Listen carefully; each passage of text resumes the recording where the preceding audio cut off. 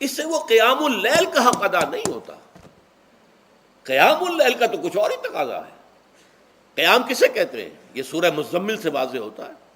یا ایھا المزمل قم اللیل الا قلیلا نصفہ او انقص منہ قلیلا او زد علیہ ورتل القرآن ترتیلا. آدھی رات یا آدھی رات سے کچھ کم، یعنی تہائی رات، یا آدھی رات سے کچھ زائد، 2/3 رات، یہ ہے قیام اللیل. چنانچہ سورہ مزمل ہی کی آخری آیت جو دوسرا رکوع مشتمل ہے جس پر، اس میں صاف کہہ دیا گیا ان ربک یعلم انک تقوم ادنی من ثلثی اللیل ونصفہ وثلثہ وطائفۃ من الذین معک. اے اللہ کے نبی، اللہ خوب واقف ہے کہ آپ بھی اور آپ کے ساتھ ایک جماعت بھی رات کو کھڑی رہتی ہے، 2/3 رات یا آدھی رات یا 1/3 رات. تو یہ سارا معاملہ جو ہے قیام اللیل کا، گویا کہ کم سے کم 1/3 رات پر اس کا اطلاق ہو سکے گا، یہ نہیں کہ 1 گھنٹے. اب اس کے ضمن میں دیکھیے حدیث پڑھیے. تیسری حدیث ہے ان عبداللہ ابن عمرو ابن العاص رضی اللہ تعالی عنہ. یہ وہی عبداللہ ابن عمرو ہے جن کی میں نے آپ کو حدیث پہلے سنائی ہے. یہ ساری رات کھڑے رہتے تھے، پوری رات، اور ہر روز روزہ رکھتے تھے، جس پر حضور نے منع کیا، لا تفعل، مت کرو ایسا. رضی اللہ عنہما، یہ خود بھی صحابی ہیں اور ان کے والد عمرو بن العاص بھی صحابی ہیں.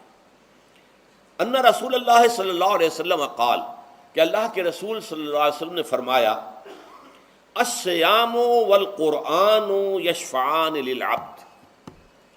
روزہ اور قرآن بندے کے حق میں شفاعت کریں گے. یقول الصیام، روزہ یہ عرض کرے گا اللہ کی جناب میں، اے رب پروردگار، انی منعتہ الطعام والشہوات بالنہار، میں نے تیرے اس بندے کو دن کے دوران کھانے پینے سے اور اپنی شہوت کا تقاضا پورا کرنے سے روکے رکھا، یہ میری وجہ سے روکا رہا، تو میری شفاعت اس کے حق میں قبول فرما. فشفعنی فیہ، میری شفاعت اس کے حق میں قبول فرما. ویقول القرآن، قرآن کیا کہے گا؟ منعتہ النوم باللیل، میں نے اسے رات کے وقت سونے سے، نیند سے روکے رکھا. فشفعنی فیہ، تو اس کے حق میں میری شفاعت قبول فرما. حضور فرماتے ہیں فیشفعان، ان دونوں کی شفاعت قبول کی جائے گی. یہ ہے قیام اللیل. یہ قیام اللیل صرف تراویح کی نماز سے جو پڑھ لی جاتی ہے، اور ہمارے ہاں تو یہ ہے، وہاں کم سے کم یہ تو تھا، صحابہ کرام کھڑے ہوتے تھے تو جو قاری پڑھ رہا ہوتا تھا وہ ان کے دل میں اترتا جاتا تھا، اس کا مضمون اور مفہوم جو ہے ان کو معلوم ہے، لہذا وہ اس کی زبان سے نکلا ہوا ہر لفظ ان کے قلب کی گہرائیوں تک اتر رہا ہے. یہاں تو یہ ہے پیرٹ لائک حافظ ہے، اسے خود پتہ نہیں میں کیا پڑھ رہا ہوں. اکثر حفاظ جو ہیں وہ عالم تو نہیں ہوتے، اور جو سن رہے ہیں انہیں کچھ پتہ نہیں ہم نے کیا سنا ہے. تو ٹھیک ہے، کم سے کم ثواب تو انہیں ملے گا کہ انہوں نے وقت نکالا ہے، 1 گھنٹہ ہی اضافی صحیح، لیکن بہرحال اس کا وقت تو انہوں نے نکالا ہے، محنت کی ہے، کھڑے رہے ہیں، ثواب ملے گا. لیکن جو مقصد ہے وہ حاصل نہیں ہوتا. اس مقصد کے حصول کے لیے اول تو قیام اللیل کی کم سے کم مدت 1/3.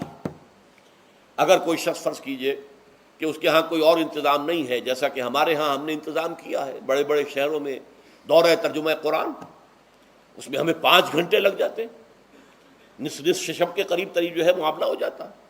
اس میں کیا ہوتا ہے کہ ہر 4 رکعت سے پہلے جو اس کے اندر پڑھا جانا ہے حصہ قرآن کا، اس کا پہلے ہم مطالعہ کرتے ہیں بیٹھ کر، ترجمہ اور کچھ موٹے موٹے نکات کی جو ہے وضاحت.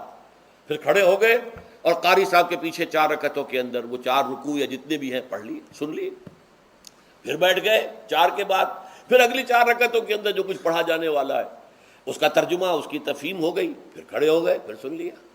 اس طریقے سے 5-6 گھنٹے میں تراویح ختم ہوئی. تو تراویح بھی ہو گئی، حضرت عمر کے اجتہاد پر عمل بھی ہو گیا، 20 تراویح ہو گئی. لیکن یہ ہے کہ اس کے ساتھ جو اصل غرض و غایت ہے قیام اللیل کی، وہ بھی حاصل ہو گئی. یہ ہم نے 17 سال پہلے شروع کیا تھا یا 18 سال پہلے، اور وہ انشاءاللہ اللہ کے فضل و کرم سے اب چل رہا ہے. بڑے بڑے شہروں میں ہو رہا ہے. لاہور میں جن مقامات پر ہو رہا ہے وہ تازہ جو ندائے خلافت ہے اس کے اندر آپ اس کی فہرست دیکھ لیں. کراچی میں تو اس سے غالباً 3 گنا مقامات کے اوپر وہ کام ہو رہا ہے، اور دوسرے شہروں میں بھی ہو رہا ہے. تو اس سے در حقیقت وہ غرض و غایت، وہ حکمت جو ہے پوری ہوتی ہے کہ یہ دونوں چیزیں پیرلل ہیں. من صام رمضان ایمانا واحتسابا غفر له ما تقدم من ذنبه ومن قام رمضان ایمانا واحتسابا غفر له ما تقدم من ذنبه. تو صیام اور قیام جو ہے ان دونوں کا حق ادا ہو جاتا ہے.